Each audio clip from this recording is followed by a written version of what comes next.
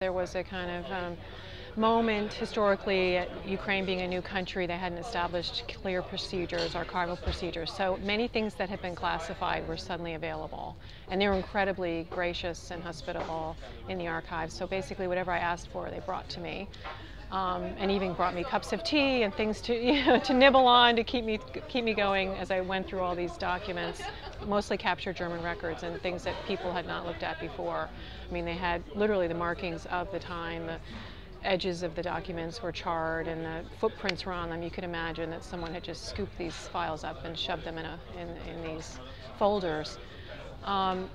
However, they did not have a copy machine, and at that point in '92, I didn't have a digital camera, I didn't have an iPad, so I was transcribing everything and trying to find in the community a place to make Xerox copies to bring back to Washington to kind of check with some of the scholars there about issues of authenticity. And I just wanted to, I couldn't believe some of the material I was looking at, and I really just wanted to have in hand when I went back to Washington some replica of that.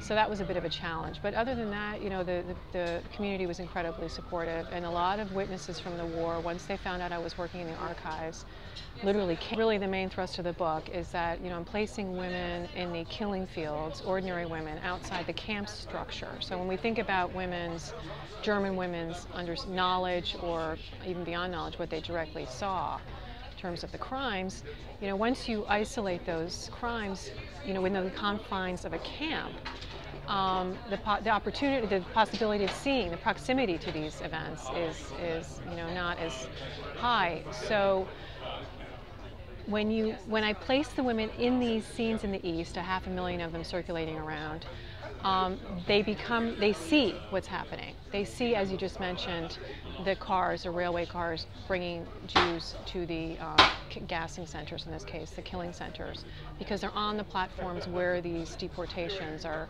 headed. So it's a completely different setting, and not only knowledge, but like direct knowledge of the murder. And there's no question, there's no, wondering, oh, they were sent east, I wonder what happened. And it wasn't easy. You couldn't distance yourself in the same way that you could if you were back in the Reich. And you certainly couldn't distance yourself if you were in an open space, in a town setting where there was a ghetto, on a train platform where there were these deportees who were waiting to be sent on to a gassing site. Seeing a roundup, hearing the gunfire, the mass shootings. So it's that kind of proximity that changes this whole notion of witnessing. And I wouldn't go so far as to say that by seeing these events, they were complicit, because many women, ordinary women, were horrified by these events and morally conflicted. But it meant that those who wanted to participate, that possibility existed because they were that close to the events. And indeed, there were many women who then went that next step and got involved. The individuals who were directly involved did not, either in an official capacity, because secretaries were typing up lists of Jewish victims, laborers, deciding whether or not someone was going to be put on a list as a laborer was a life and death decision. If you got one of these ID cards, it's almost like a selection on the ramp at Auschwitz, deciding whether or not you're going to be sent to a workshop or sent to the edge of town and shot. So the women who were involved in that level of knowledge of what the outcome was going to be of their actions administratively were the women who actually went to these killing sites and were giving refreshments to the men who were doing the shooting and so forth, and were right there. That is a form of kind of abetting or participation that is clearly much more serious and troublesome, actually, than someone who is, seeing something and then writes about, how horrible this is. And one of my witnesses writes back to her mother. She's a nurse, and says, "This is a terrible place that I've been sent to as a nurse. All of the bloodshed that is here, that is around me, is incomprehensible. It's like a slaughterhouse." She describes this scene as a slaughterhouse.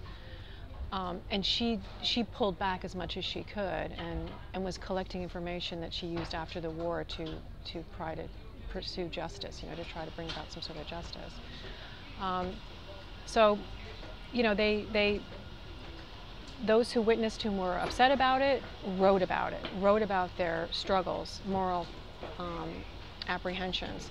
Those who were participating in it and were going along, or actually found it to be their duty to go along, they wouldn't write about, the women would not write about in a way like they're relishing that participation. So that was not something they documented in their diaries. There's consensus that, in fact, of course, women can be this violent.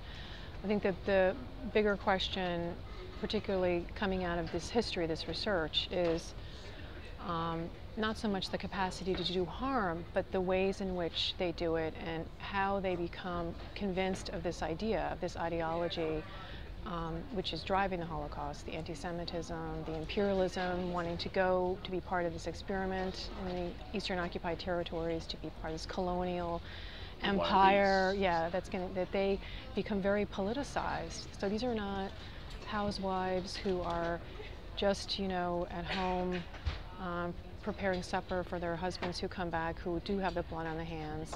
These are housewives who think of themselves as part of a civilization that is superior, that they're going to, introduce kind of what literally the terminology of cleansing and correctness has all kinds of euphemistic connotations at this time. You have to talk about, cleansing the empire, cleansing territories of inferior populations. Like, this is something that gets what's typically female perverted in this way and kind of wrapped up in these kinds of policies and actions. So there's, a kind of female component to this that I think is much more complicated than just they could do this too, they could be evil too. When in fact nursing and teaching and clerical work, very typical female roles, then become essential to committing these policies, be it typing up orders, teachers selecting out students, carrying out, identifying students in the classroom who are not keeping up, not able to button their coats, and that have various disabilities are now being pulled out because they have these disabilities and euthanized.